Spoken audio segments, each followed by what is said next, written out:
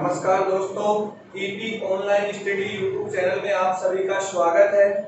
आप सभी को मनोविज्ञान में आज हम नई यूनिट, हमारा बुद्धि जो एक यूनिट था वो समाप्त हो चुका है। आज मनोविज्ञान में हम नई यूनिट बाल विकास प्रारंभ करने जा रहे हैं। कौन सी यूनिट? बाल विकास। जैसे इसके नाम से स्पष्ट है, बाल मतलब बच्चे, बाल का मतलब बच्चों का विकास कैसे होगा वो हम इस यूनिट में चर्चा करेंगे। किसके बारे में? बच्चों के विकास के बारे में।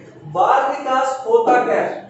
बाल विकास मनोविज्ञान की वह शाखा, किसकी? मनोविज्ञान की वह शाखा जो बच्चे के गर्भकालीन अवस्था से, कहां से?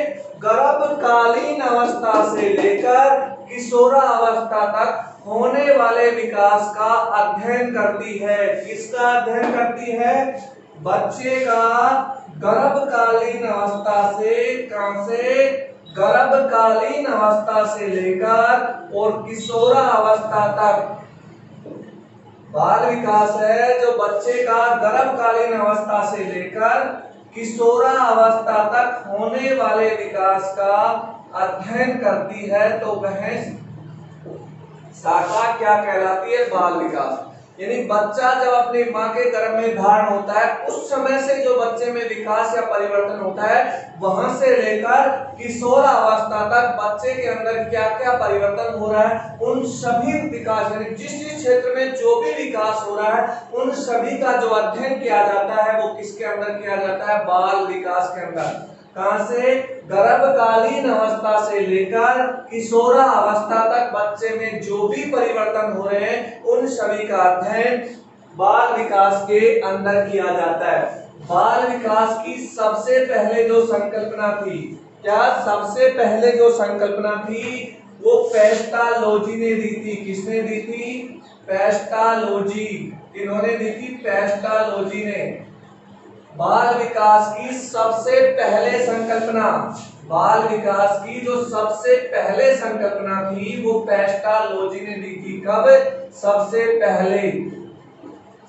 पहले बाल विकास की जो संकल्पना थी वो पेस्टालोजी ने दी थी। इन्होंने अपने 3.5 वर्ष के बच्चे पर, कब? किस पर? 3.5 वर्ष के बच्चे पर अध्ययन किया था।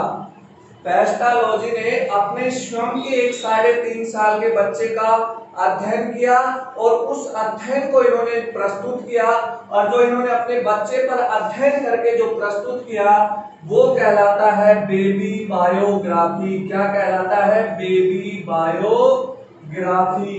यानी कि पेस्टालोजी ने सबसे पहले अपने बच्चे के ऊपर अध्ययन किया, उस अध्ययन के निष्कर्ष निकालने के बाद सबके सामने प्रस्तुत किया। तो सबके सामने जो अपने बच्चे का इन्होंने अध्ययन प्रस्तुत किया वो क्या कहलाता है? Baby biography. क्योंकि पेस्टालोजी ने बाल विकास की सबसे पहले संकल्पना प्रस्तुत की थी, अपने ही बच्चे पर अध्ययन करके प्रस्तुत की थी। किसके ऊपर? पेस्टालोजी ने अपने ही बच्चे का अध्ययन करके प्रस्तुत किया था। तो इनके बच्चे पर जो अध्ययन किया वो क्या कहलाता है? Baby biography. क्या कहलाता है? Baby biography. जर्मनी के एक मनोवैज्ञानिक और वे, कहां के? जर्मनी के जो मनोवैज्ञानिक थे टाइडमैन। कौन? टाइडमैन। इन्होंने भी अपने ही बच्चे का, टाइडमैन ने अपने ही बच्चे का शारीरिक, कौन सा? शारीरिक और मानसिक अध्ययन प्रस्तुत किया। कौन सा? शारीरिक और मानसिक अध्ययन प्रस्तुत किया था। किन्होंने? जर्मनी के मनोवैज्ञानिक टाइडमैन ने भी पेस्टालोजी की तरह अपने ही बच्चे का शारीरिक और मानसिक दोनों क्षेत्रों का अध्ययन किया, और ये अध्ययन उन्होंने करके प्रस्तुत किया था। किन्होंने? टाइडमैन ने अपने ही बच्चे का, इन्होंने दोनों क्षेत्रों में किया था। कौन कौन से में? शारीरिक और मानसिक, दोनों क्षेत्रों में किया। तो सबसे पहले संकल्पना पेस्टालोजी ने की, वो संकल्पना क्या कहलाती है? Baby biography. क्या कहलाती है? Baby biography. उसके बाद टाइडमैन ने भी, किन्होंने? टाइडमैन ने भी अपने ही बच्चे का शारीरिक और मानसिक अध्ययन प्रस्तुत किया था। किन्होंने? टाइडमैन ने। इसके बाद बाल आंदोलन के जन्मदाता या बाल आंदोलन के जन्मदाता कौन थे? Stanley Hall. किसके? बाल आंदोलन के। कौन? Stanley Hall. Stanley Hall. Stanley Hall जो एक मनोवैज्ञानिक थे, वो बाल आंदोलन के जन्मदाता थे। किसके? बाल आंदोलन के। बाल आंदोलन के जन्मदाता थे। कौन? स्टेनिलो होल, बाल आंदोलन के जन्मदाता।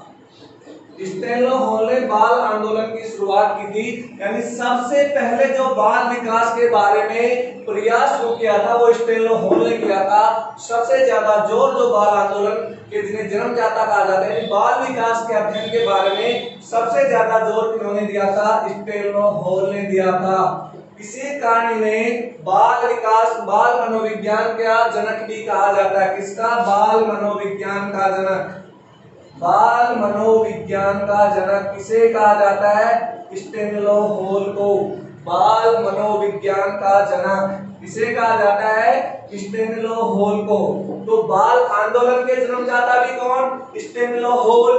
और बाल मनोविज्ञान के जनक या बाल मनोविज्ञान के जनक किन्हें कहा जाता है? स्टेनिलो होल को कहा जाता है बाल मनोविज्ञान का जनक। और स्टेनिलो होल ने ही चाइल्ड वेलफेयर सोसाइटी, कौन सी? Child welfare society. Child welfare society, कौन सी?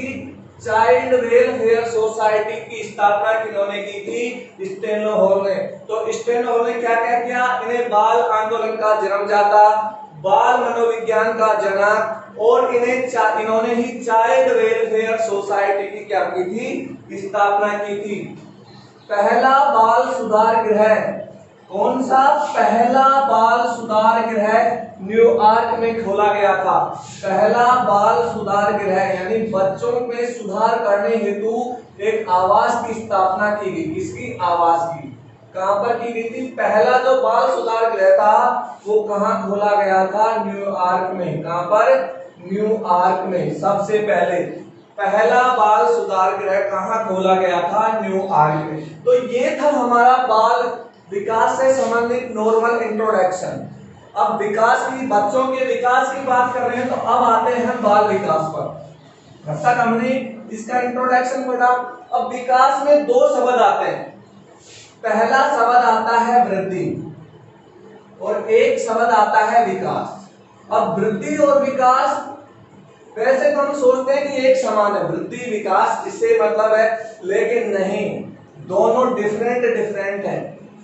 वृद्धि शारीरिक क्षेत्र से संबंधित होती है। किससे? शारीरिक क्षेत्र से। जबकि विकास समस्त क्षेत्रों से संबंधित होता है। यानी कि वृद्धि है जो विकास का ही एक अंग है। क्या है? विकास का ही एक अंग होगी। वृद्धि तो क्या होगी? केवल शारीरिक क्षेत्र से होगी। यानी जो हमारे शारीरिक क्षेत्र में बदलाव हो रहे हैं वो किस में आ जाएगा? वृद्धि में आ जाएगा। लेकिन शारीरिक, मानसिक, सामाजिक, संवेगात्मक जितने भी हमारे विकास हो रहे हैं वो सब किस में आएगा? विकास में। यानी कि वृद्धि भी विकास का एक अंग है। यानी वृद्धि और विकास दोनों बराबर नहीं है। यानी वृद्धि विकास का ही क्या है? एक अंग है।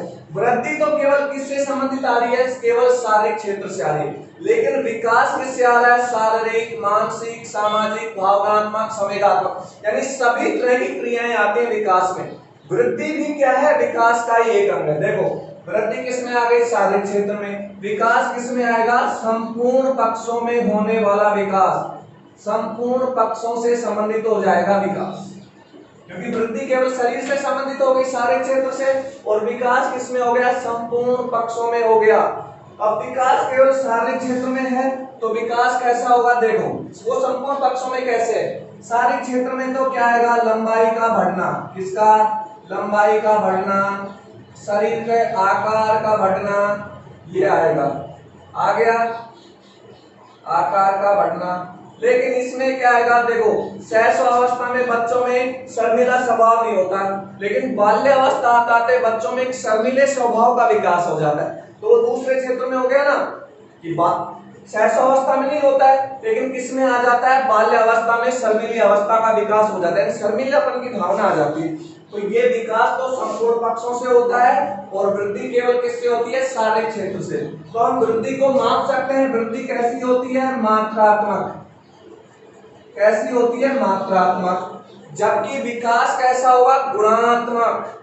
कैसा होगा, गुणात्मक। कैसा होगा, गुणात्मक। देखो वृद्धि मात्रात्मक जिसे हम मापा जा सके, गुणात्मक यानी अनेक क्षेत्रों के गुण, सामाजिक, भावनात्मक, संवेगात्मक, मानसिक, यानी विकास कैसा है, गुणात्मक है। अब वृद्धि होती है जो रचनात्मक होती है। कैसी होती है, रचनात्मक, यानी इसका मतलब हम पॉजिटिविटी में इस्तेमाल करते हैं। वृद्धि हमेशा एक रचनात्मक होती है, यानी पॉजिटिविटी क्षेत्र में शरीर का बढ़ना हम अच्छे क्षेत्रों में काम लेंगे, यानी हमेशा पॉजिटिव की ओर ले जाएगी। लेकिन विकास रचनात्मक के साथ नेगेटिविटी रोल में भी ले जाएगा, यानी विनाशकारी भी है। यानी उसका सही इस्तेमाल करेंगे तो रचनात्मक और गलत इस्तेमाल करेंगे तो विनाशकारी होगा।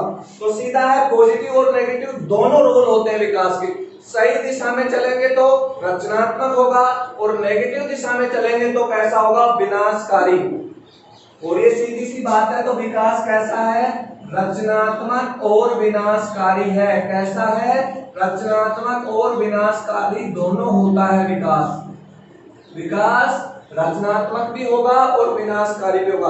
पॉजिटिविटी में लेंगे तो रचनात्मक और नेगेटिविटी में लेंगे तो कैसा होगा, विनाशकारी होगा। अब देखो मात्रात्मक है तो वृद्धि को हम मापा जा सकता है। क्या करा जा सकता है, मापा जा सकता है वृद्धि को, लेकिन उसको नहीं मापा जा सकता। इसको केवल क्या किया जाता है, केवल महसूस किया जा सकता है कि हमारे अंदर विकास हो रहा है। क्या हो रहा है, केवल विकास में हम महसूस कर सकते हैं। क्या कर सकते हैं, महसूस कर सकते हैं। किसको, विकास को। देखो वृद्धि हो रही है, शरीर बढ़ रहा है, मोटा हो रहा है, पतला हो रहा है, लंबाई बढ़ रही है, घट रही है, जो भी हो रहा है उसको हम माप सकते हैं कि हमारे अंदर क्या परिवर्तन हुआ।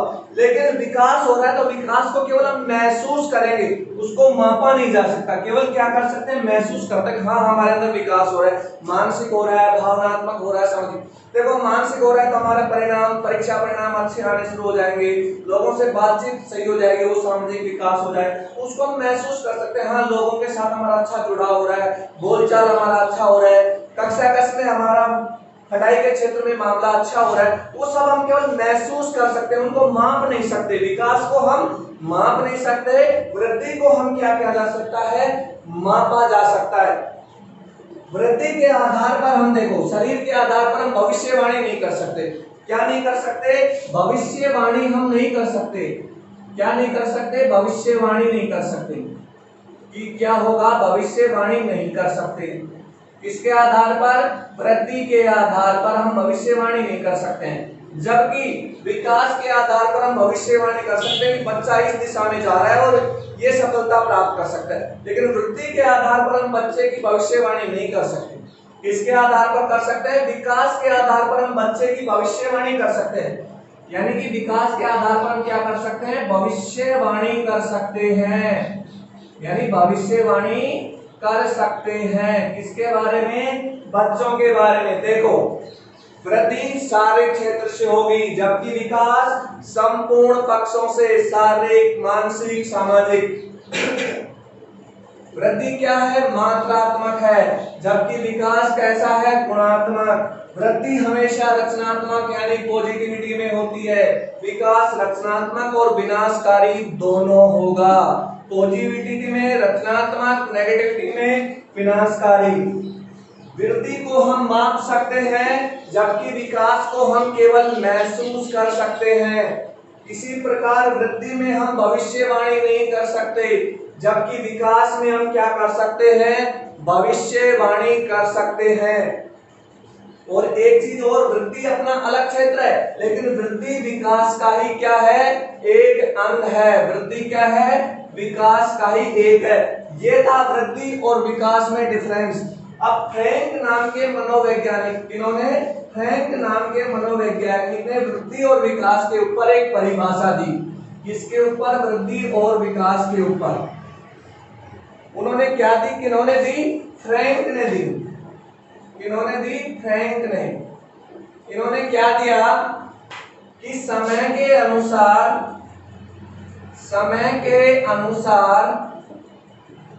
समय के अनुसार शरीर में परिवर्तन, समय के अनुसार शरीर में परिवर्तन, किसके अनुसार? समय के अनुसार शरीर में परिवर्तन वृद्धि, शरीर में परिवर्तन वृद्धि और व्यवहार में परिवर्तन, किसमें? व्यवहार में परिवर्तन विकास कहलाता है। व्यवहार में परिवर्तन विकास कहलाता है। क्या कहलाता है? विकास। क्या थी परिभाषा फ्रैंक की? कि समय के अनुसार हमारे शरीर में होने वाला परिवर्तन तो वृद्धि कहलाता है और व्यवहार में होने वाला परिवर्तन विकास। सीधी सी बात है, शरीर का परिवर्तन वृद्धि होगा और व्यवहार का परिवर्तन क्या होगा? विकास होगा। वीडियो को लाइक कर दीजिए, शेयर कर दीजिए और चैनल को सब्सक्राइब कर दीजिए। धन्यवाद।